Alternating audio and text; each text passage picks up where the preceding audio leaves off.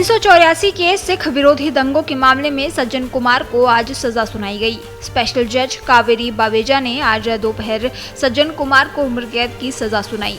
सज्जन कुमार पहले से ही सिख विरोधी दंगों से संबंधित एक मामले में दिल्ली हाई कोर्ट की ओर से 2018 में दोषी ठहराए जाने के बाद आजीवन कारावास की सजा काट रहे हैं। वो अब भी तिहाड़ जेल में हैं।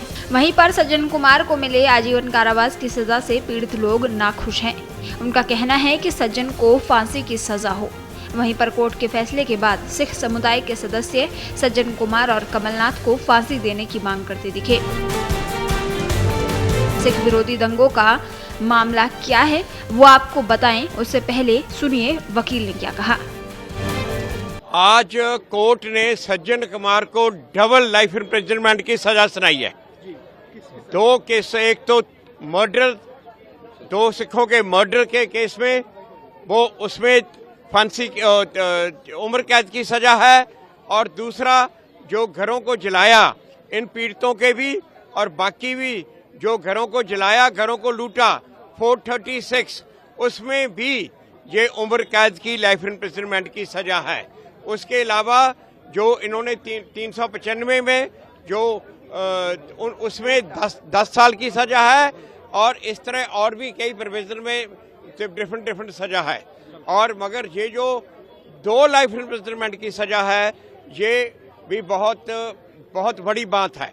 और जज साहब ने अपनी जजमेंट में लिखा है कि जो हमने फांसी की मांग की थी और जो सरकार ने भी फांसी की मांग की थी उसको नहीं दिया गया, क्योंकि मिटिगेटिंग सर्कमस्टांसेस हैं। उसकी 80 साल की उम्र है और उसको बहुत बीमारियां लगी हुई हैं, और वो जेल से जो रिपोर्ट आई है कि वो अपने आप को हैंडल भी नहीं कर सकता, उसको बाथरूम जाने के लिए भी हेल्प की जरूरत है। और ये कानून है कि अगर 80 साल की उम्र हो और इतनी बीमारी लगी हो तो फांसी की सजा नहीं होती। मगर जज साहब ने जो मैक्सिमम सजा हो सकती थी वो दी है, और दोनों सेक्शन में 302 में उम्र कैद दे सकते थे वो दी है, और 436 में उम्र कैद हो सकती थी दिया, तो 2 उम्र कैद की सजा इसको सुनाई है।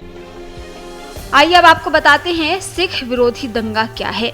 सिख विरोधी दंगा 1984 में तत्कालीन प्रधानमंत्री इंदिरा गांधी की हत्या के बाद भड़का था।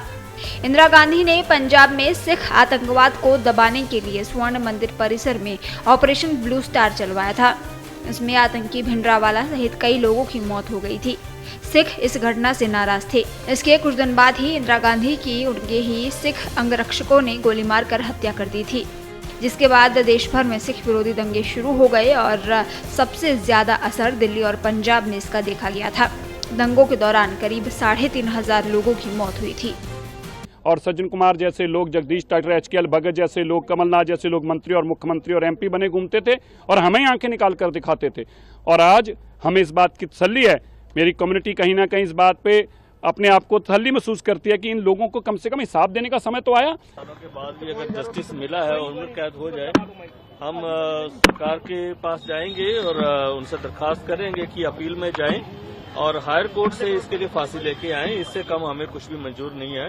इस निरशंस हत्यारे को कम से कम फांसी तो होनी चाहिए। हम इसके लिए दरखास्त। देखिए, हमें इस बात का अफसोस है और अफसोस रहेगा कि सज्जन कुमार जैसा दरिंदा, जिसने 1984 इंदिरा गांधी के डेथ के बाद जैसे आतंक मचाया था दिल्ली की सड़कों पर, चाहे वो साध नगर हो, पालम हो, राजनगर हो, दिल्ली कैंट हो, सब जगह पे वो लीड कर रहा था, और पता नहीं सैकड़ों लोगों का कत्ल हुआ सिखों का।